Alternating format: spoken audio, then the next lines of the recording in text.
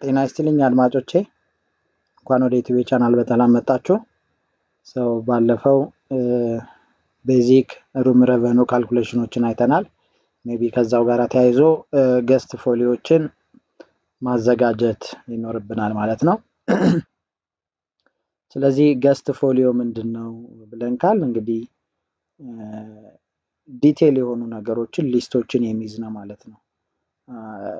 ኤክስፔንሶች ኢንከርድ የተደረጉ ማለት ነው ባይ ገስት ዱሪንግ ዴር ስቴይ አት ሆቴል ማለት ነው። እንግዲህ ሆቴላችን ላይ ሲቆዩ ሆቴሉና እንግዳው ጋር ያለ አካውንት ይሄንን ገስት ፎሊዮ ብለን እንለዋለን ማለት ነው።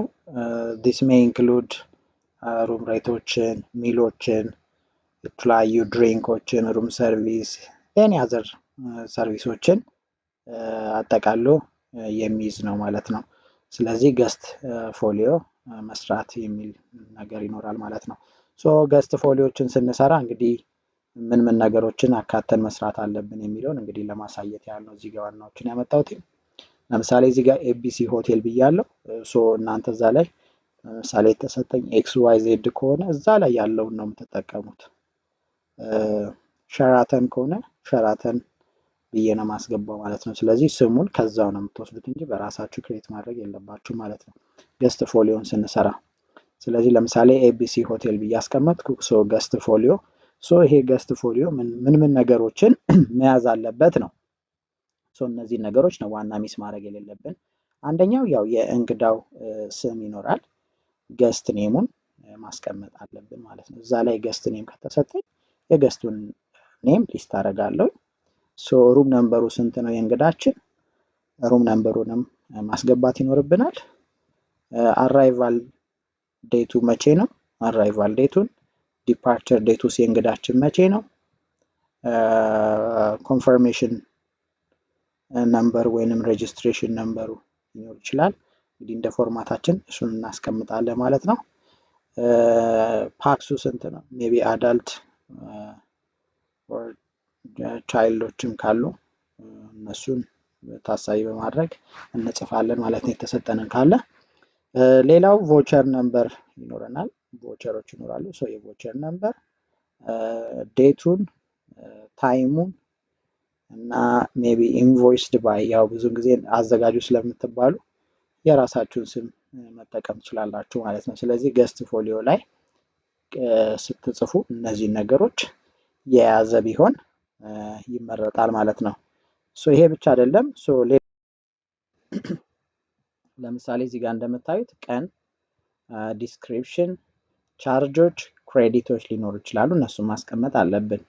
እንግዲህ እዚህ ጋር ብዙ ትራንዛክሽን ሊሰጣችሁ ይችላል ማለት ነው። ዝም ብዬ ነው እንግዲህ እዚህ ጋር ለማሳየት ያህል ብቻ ነው ያስቀመጥኩት። ለምሳሌ 15 ማርች 2025 በካሽ ለምሳሌ ሰውዬ 7000 ብር ክሬዲት አደረገ ሊለኝ ይችላል። ስለዚህ እንግዲህ ከላይ የእንግዳው ስም ምኑ እንዳለ ነው። ስለዚህ ዶክተር አሰፋ የሚባል ከሆነ ዶክተር አሰፋ በካሽ 7000 ብር ከፈለ ብሎ ሲል ወስጄ 7000ን አስገባለሁ ማለት ነው።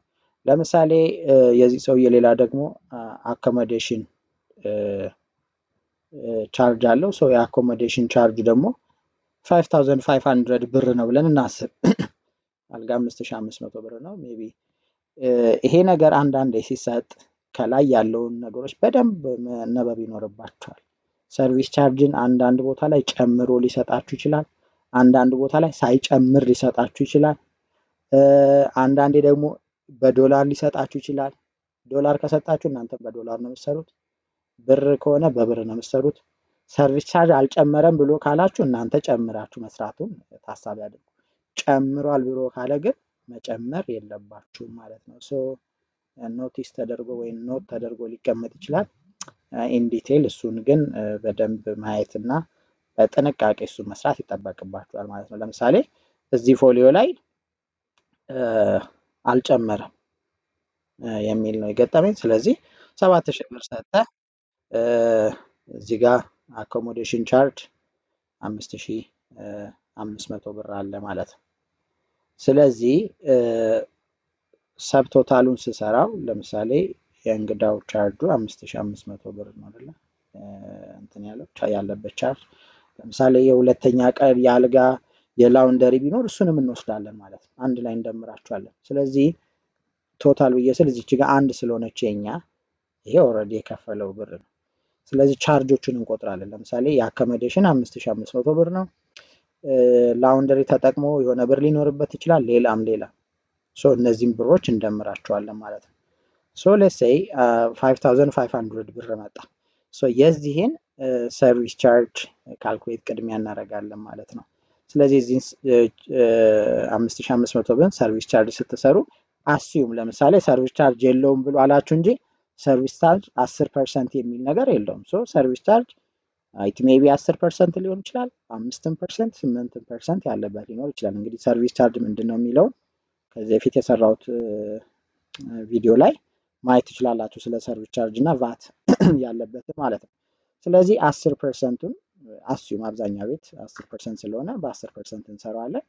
ስለዚህ 5500ን በ10% ስትሰሩት 550 ብር ይመጣል። ይሄ ሰርቪስ ቻርጅ ነው ማለት ነው። እንደገና ቫቱን እንሰራለን። ቫቱንም ስንሰራ ሰብ ቶታል 5500 ብር አለ ሲደመር 550 ብር ሲባዛ ቫት ነው የምንሰራው 50% ስለሆነ በእኛ ሀገር ኮንቴክስት ሲባዛ በ15% ስታደርጉት 907.5 ይመጣል። ግራንድ ቶታል ደግሞ ብዬ ስል ግራንድ ቶታል ኢዝ ዘ ሰም ኦፍ ሰብ ቶታል ፕላስ ሰርቪስ ቻርጅ ፕላስ ቫት ማለት ነው። ስለዚህ የሰውዬ 6957 ብር ከ50 ብር ምን ያደርጋል ማለት ነው አለበት ማለት ነው። ስለዚህ ኦልሞስት 7000 ብር አስይዟል። ይሄ ብር አለው 42 ብር ከ50 አካባቢ እኛ ጋር ይኖረዋል ማለት ነው።